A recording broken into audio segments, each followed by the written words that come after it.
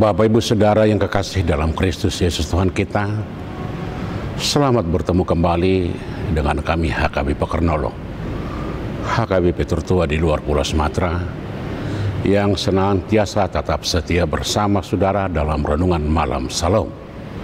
Dan untuk memulai renungan ini kita berdoa. Kami puji Engkau Tuhan di dalam Yesus Kristus Tuhan kami, karena kami percaya bahwa Engkau yang memberkati kami sepanjang hari ini. Anugerah-Mu tidak pernah berhenti memberikan kami sukacita dan damai sejahtera hingga dapat beristirahat untuk malam ini. Dan sebelum kami beristirahat, kami ingin mendengar firman-Mu. Buka hati pikiran kami, di dalam Yesus kami berdoa. Amin. Saudara-saudara yang kekasih dalam Kristus Yesus Tuhan kita, firman Tuhan yang menjadi renungan untuk kita malam ini, Selasa 26 Agustus 2025, sebagaimana ditetapkan oleh HKBP, diambil dari kitab Ibrani pasal yang ke-10 ayat yang pertama hingga ayat ke-18 dan pembimbing ayat 14. Demikian firman Tuhan. Sebab oleh salah satu korban saja ia telah menyempurnakan untuk selama-lamanya mereka yang ia kuduskan. Saya baca sekali lagi, sebab oleh satu korban saja ia telah menyempurnakan untuk selama-lamanya mereka yang ia kuduskan. Demikian firman Tuhan. Saudara-saudara yang kekasih, surat Ibrani sebagaimana ditujukan oleh penulis ini ditujukan kepada orang-orang Yahudi yang sekaligus orang-orang Ibrani. Sebagaimana kita ketahui, orang-orang Ibrani adalah orang-orang yang berlatar belakang agama Yahudi. Agama Yahudi menjadi acuan dari seluruh kehidupan mereka, baik sebagai bermasyarakat, hidup sebagai sesama mereka, dan membangun hubungan kepada Tuhan. Karena itu, orang Yahudi mempunyai banyak sekali hukum-hukum, sebagaimana hukum-hukum yang ditetapkan Tuhan melalui hukum Musa.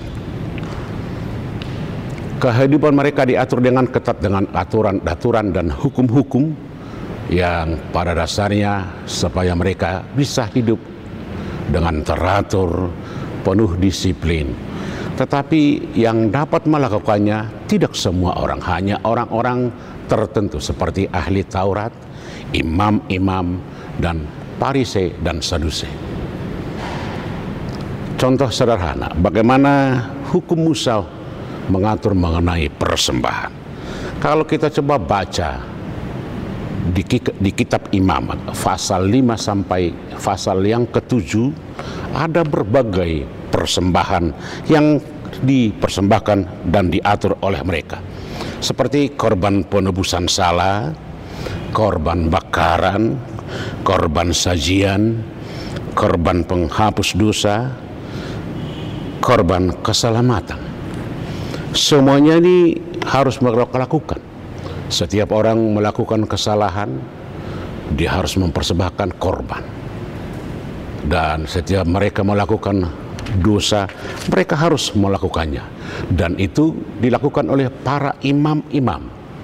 Oleh karena itu bisa-bisa saja setiap hari, setiap minggu, setiap bulan mereka melakukan dan melaksanakan korban-korban, apakah sebagai korban bakaran, korban sajian, korban keselamatan, dan korban penebusan salah. Itulah yang diperbaiki oleh penulis Ibrani. Kalau dalam konteks perjanjian lama, korban-korban itu bisa bersifat binatang, bisa bersifat roti dan sebagainya. Tetapi di dalam perjanjian baru, kata penulis Ibrani, itu sudah langsung dilakukan oleh Yesus sendiri. Kalau korban-korban dalam perjanjian lama adalah binatang yang bisa dilakukan setiap hari, tetapi yang dilakukan oleh Allah melalui Yesus adalah korban sekali untuk selama-lamanya. Kalau dalam perjanjian lama ada korban penghapus dosa, tetapi bukan keselamatan. Di dalam Yesus Apakah korban bakaran, korban penebus dosa, korban keselamatan, korban sajian, semuanya disempurnakan dan dilakukan hanya sekali untuk selama-lamanya. Kalau dalam perjanjian lama itu dilakukan oleh imam-imam yang belum tentu terbebas dari kejahatan dan dosa, tetapi dalam Yesus semuanya dilakukan secara murni dan kudus. Karena itulah penulis Ibrani mengajak semua orang, penulis Ibrani memberi pemahaman yang baru tentang bagaimana Yesus yang telah menjadi korban untuk penebusan dosa. Itu artinya setiap orang yang telah menerima keselamatan atau menerima Yesus menjadi juru selamat tidak perlu lagi melakukan atau mempersembahkan korban sebagaimana dalam tradisi perjanjian lama. Tetapi Yesus sendiri yang menjadi korban untuk mempertemukan, untuk menghapus dosa, dan untuk menyelamatkan untuk sekali selama-lamanya. Kalau di dalam tradisi perjanjian lama korban penebusan dosa, dosa itu bisa berlangsung setiap tahun dan harus terus-menerus dilakukan penyembahan atau pemberian korban keselamatan penebusan dosa. Tetapi di dalam Yesus sekali untuk selama-lamanya. Begitu dia menerima Yesus menjadi juru selamat, dosanya telah diampuni, ditebus bukan hanya sekali tetapi untuk selama-lamanya, dan ini menjadi jalan untuk bertemu bersama dengan Allah. Biarlah pengorbanan Yesus yang telah Tuhan laksanakan di dalam penyalipan kematian Yesus adalah korban yang menyelamatkan kita untuk sekali, untuk selama-lamanya. Amin, kita berdoa. Terima kasih Tuhan untuk firman-Mu yang malam ini mengingatkan kami akan pengampunan dosa kami di dalam Yesus, di mana Yesus adalah korban sekali untuk selama-lamanya. Engkau telah memberikan anak-Mu untuk menjadi korban bagi kami.